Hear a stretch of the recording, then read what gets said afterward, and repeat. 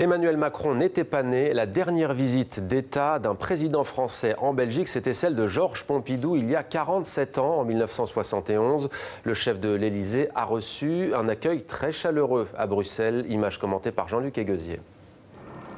Le roi et la reine de Belgique sont sortis dans la cour du palais pour accueillir leur hôte. C'est le protocole belge pour commencer une visite d'État, la première depuis Georges Pompidou en 1971.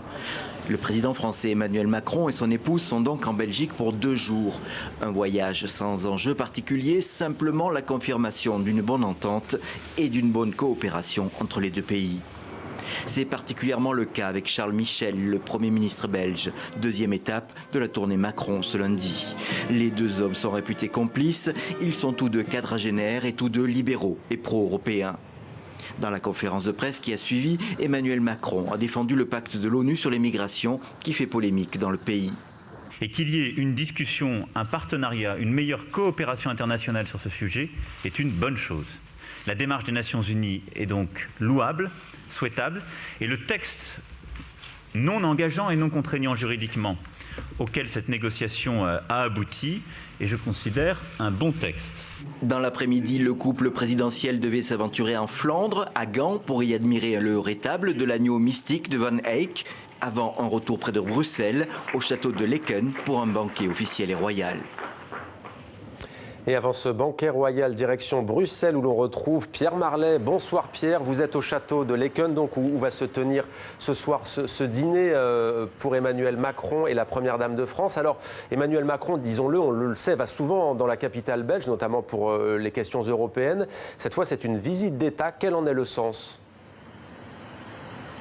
Eh bien écoutez, le sens de cette visite d'État, d'abord peut-être, c'est de montrer que la Belgique n'est pas que la capitale de l'Europe, c'est un pays proche, voisin, ami, avec lequel d'ailleurs la France a sa plus longue frontière terrestre, et donc il y a des liens culturels. Vous l'avez entendu cet après-midi, d'ailleurs le président français en compagnie de Brigitte Macron s'est rendu à Gand pour admirer le retable de l'agneau mystique et surtout sa rénovation qui a été réalisée par une équipe franco-belge, donc une dimension culturelle. C'est le propre d'une visite d'État avec aussi une dimension économique, une dimension sociétale. Ainsi demain le couple se rendra à Molenbeek, un lieu dont on a beaucoup parlé au moment des attentats qui ont frappé la France comme la Belgique d'ailleurs. Et puis ils se rendront à Louvain-la-Neuve pour débattre avec les étudiants. Voilà donc 3 volets.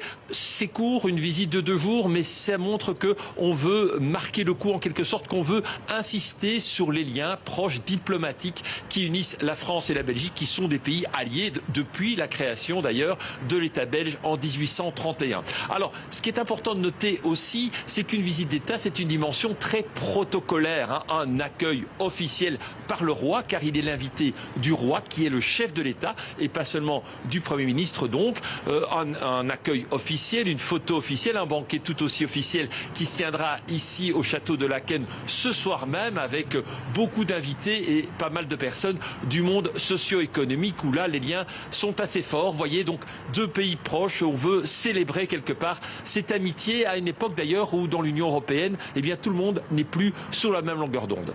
Tout va bien, Pierre, ou presque. Il y a cette polémique autour du pacte de l'ONU sur les migrations. Emmanuel Macron soutient ce pacte, tout comme Charles Michel qui s'était engagé à le signer. Pas de souci donc, jusqu'à ce matin, la NVA, partie de la droite nationale belge, a fait savoir qu'elle n'en voulait plus.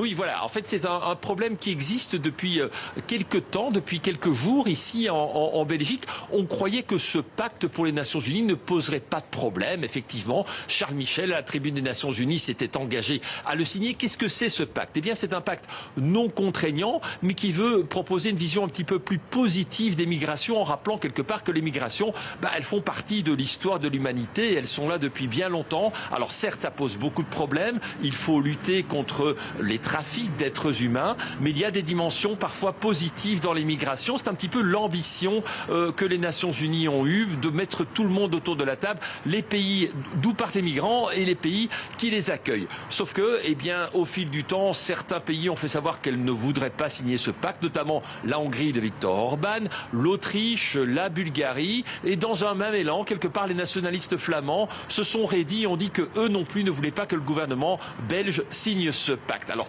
problème au sein de la coalition gouvernementale. Aujourd'hui, Emmanuel Macron, quand la question a été posée, soutient fermement ce pacte et dit qu'il pense qu'il y aura une issue favorable, sous-entendu qu'en Belgique aussi on signera ce pacte, mais quelque part rien n'est moins sûr et voilà comment une polémique belgo-belge de politique intérieure s'invite quelque part dans le cadre de cette visite qui est là pour célébrer l'amitié franco-belge. Il y a eu autour de cette conférence de presse une autre question sur la question des Gilets jaunes et là évidemment pas de réponse de la part d'Emmanuel Macron non plus. Vous voyez que tout n'est toujours un petit peu compliqué en politique, même dans le cadre de cérémonies protocolaires. Pierre Marlet à Bruxelles en Belgique. Merci Pierre pour toutes ces précisions sur cette visite d'État d'Emmanuel Macron.